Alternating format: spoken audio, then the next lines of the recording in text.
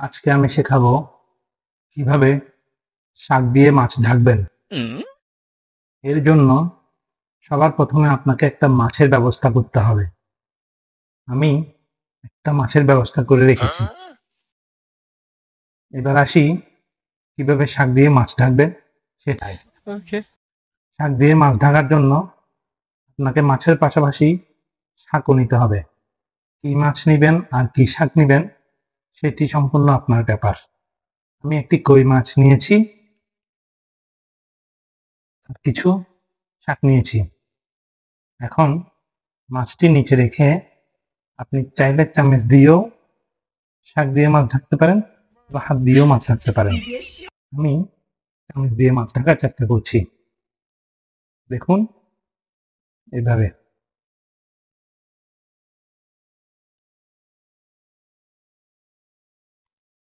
আপনাকে ঠিক ততক্ষণই কাজ করে যেতে হবে যতক্ষণ আপনি সম্পূর্ণভাবে মাছটি ঢাকতে পারছেন না।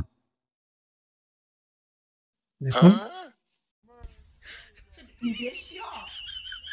হয়নি, এখন লেজটা দেখা যাচ্ছে, আর একটু শাক দিতে হবে।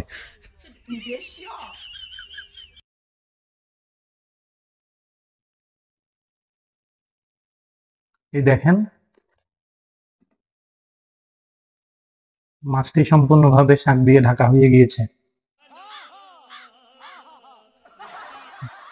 এইভাবেই শাক দিয়ে মাছ ঢাকতে হয়।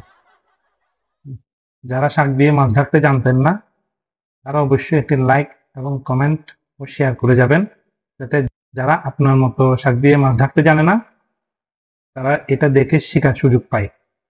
ধন্যবাদ।